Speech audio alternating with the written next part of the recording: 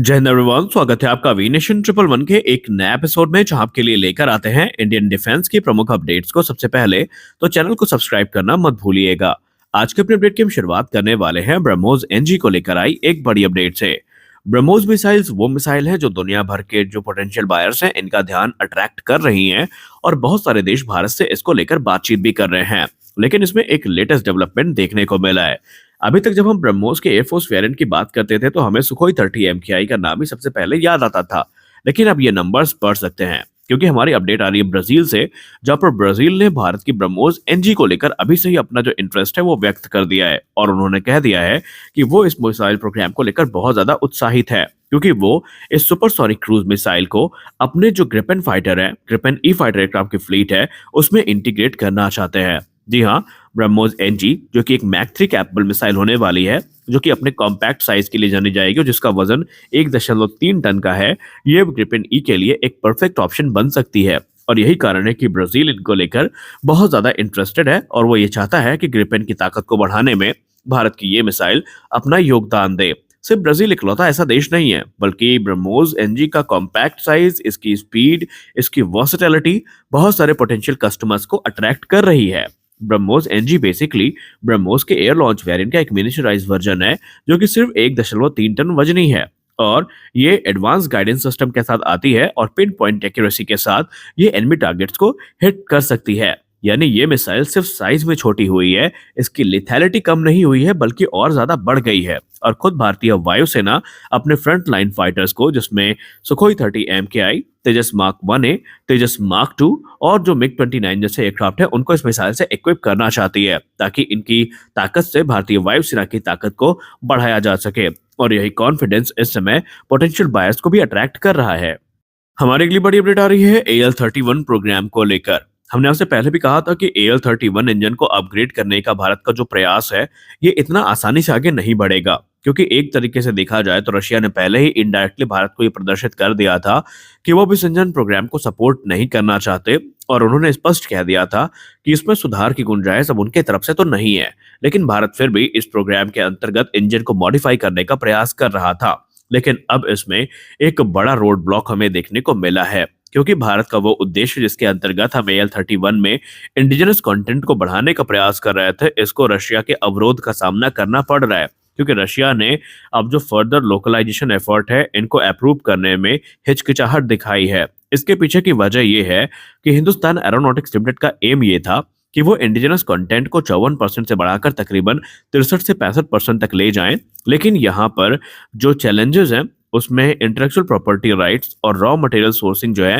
ये काफी महत्वपूर्ण है क्योंकि माना जा रहा है कि जो इंटेलेक्चुअल प्रॉपर्टी राइट्स हैं वो कॉम्प्रोमाइज होने का डर है रशिया को, जिसके चलते वो इस प्रोग्राम को अप्रूव करने में अभी कंफर्टेबल बिल्कुल भी नहीं है। और अगर ऐसा हुआ और किसी प्रकार का अप्रूवल ना मिला तो फिर ये प्रोग्राम एक मेजर सेटबैक को फेस कर सकता है। हालांकि रशिया ने कहा है कि भारत को इससे अच्छा है कि भारत AL-31 में इन्वेस्ट करे। भारत को जो एडवांस इंजन ऑप्शन है जिसमें AL-41 शामिल है उसकी तरफ देखना चाहिए, जो कि इम्प्रूव्ड भी हैं, ज्यादा थ्रस्ट को भी जनरेट करते हैं और भारत की सुपर सुखोई फ्लीट के लिए काफी ज्यादा मददगार भी साबित हो सकते हैं। लेकिन भारतीय वायुसेना का मानना है कि उनकी रिक्वायरमेंट AL-31 से पूरी हो जाएगी और यही कारण है कि इसको लगातार इम्प्रूव करने का प्रयास किया जा रहा है। लेकिन जो रिस्ट्रिक्शन है, जो लिमिट्स हैं, ये HAL के आड़े आ रही हैं। अब आने वाले भविष्य में क्या होता है ये तो हमें बाद में ही पता चलेगा, लेकिन ये बात स्पष्ट है कि टेक्नोलॉजी को लेकर के रशिया इस समय बिल्कुल भी कंफर्टेबल नहीं है और देखते हैं आगे इसमें क्या चीजें हमें देखने को मिलती हैं।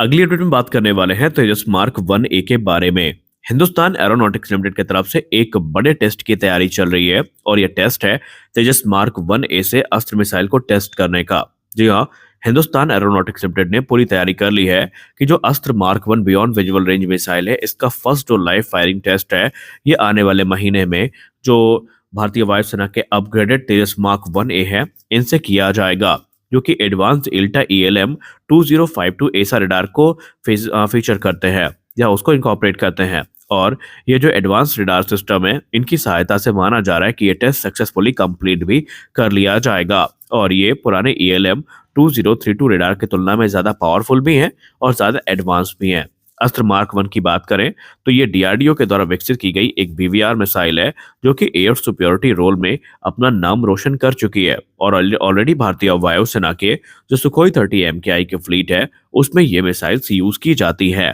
और माना जा रहा है कि भारतीय वायुसेना का जो ट्रांजिशन हुआ है अभी ELM 2032 से ELM 2052 एस रडार में, जो कि हमें तेजस एयरक्राफ्ट में देखने को मिलते हैं, उसके बाद अस्त्र मार्क 1 का जो गाइडेंस है वो काफी ज्यादा क्रूशल हो जाता है। और ये जो एसा रडार है ये बहुत सारे सेवरल एडवांटेजेस को ऑफर करती है, जिसमें इनहेंस डिटेक्शन रेंज हो गई, मल्टी टारगेट ट्रैकिंग कैपेबिलिटीज हो गई, और जो इलेक्ट्रॉनिक काउंटर मेजर्स है उनके अगेंस्ट जो रेजिस्टेंस है ये भी इसका काफी ज्यादा अच्छा है। और इसीलिए एक्सपर्ट्स ये मानते हैं कि ये मिसाइल तेजस मार्क 1 के लिए अब गेम चेंजर साबित हो सकती है। हालांकि इसके पहले भी जो कैप्टिव ट्रायल्स हैं वो हो चुके हैं अस्त्र मिसाइल के और लगातार अध्ययन किया जा रहा था, लेकिन जो लाइव फायरिंग टेस्ट है अब वो यहाँ पर होने वाले हैं, जहां पर ये एक्चुअल टारगेट को हिट करेगी और देखा जाएगा कि इसमें रिजल्ट कैसे होते हैं। हालांकि अनुमान तो यही है कि तेजस सक्सेसफुली जो टेस्ट है उनको कंप्लीट कर लेगा और ये एक आधारशिला होगी भारत के इंडिजिनस फाइटर में इंडिजिनस मिसाइल के इंटीग्रेशन की। हमारी अगली बड़ी अपडेट टेम्पेस्ट प्रोग्राम को लेकर आ रही है।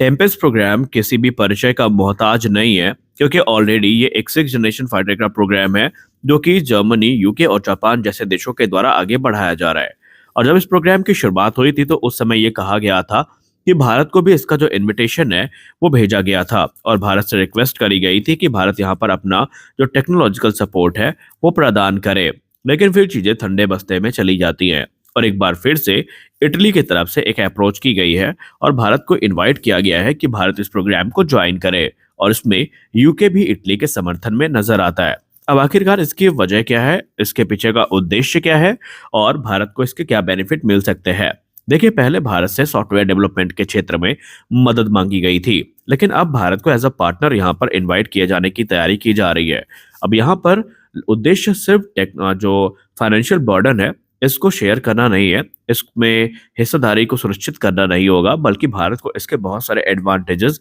मिल सकते हैं। एक्सपर्ट्स की बात माने तो इस प्रोग्राम को ज्वाइन करने के बाद, यानी जो जीकैप प्रोग्राम है, इसको ज्वाइन करने से भारत के पास एक अपॉर्चुनिटी होगी कि भारत नेक्स्ट जनरेशन जो टेक्नोलॉजी है उस पर अपने हाथ आजमा सकता है और भारत के पास जो कटिंग एज टेक्नोलॉजी डेवलपमेंट का एक अवसर है वो उपलब्ध होगा। और यहाँ पर भारत के पास जो चीज़ें हैं वो और कह सकते हैं अच्छे तौर पर मिल सकती है, जैसे कि इस प्रोग्राम को ज्वाइन करने से जो एक कॉस्ट बर्डन होगा ये काफ़ी कम होगा और जो मैन्युफैक्चरिंग कैपेबिलिटीज़ हैं वो यहाँ पर कह सकते हैं डेवलप की जाएंगी और भारत को जो 6th जनरेशन फाइटर एयरक्राफ्ट का एक्सेस है वो इस प्रोग्राम के अंतर्गत मिल सकता है। हालांकि भारत अभी अपने advance freedom combat aircraft program पर काफी ज्यादा गंभीर है, लेकिन माना जा रहा है कि बहुत जल्दी भारत की तरफ से इस तरह के जो 6th जनरेशन प्रोग्राम की शुरुआत है वो की जा सकती है। अब भारत टेम्पेस्ट को ज्वाइन करेगा या नहीं वो तो बात की बात है। तो आज के इस वीडियो में बस इतना ही, मिलते हैं अगले वीडियो में कुछ और अपडेट्स के साथ, तब तक के लिए जय हिंद।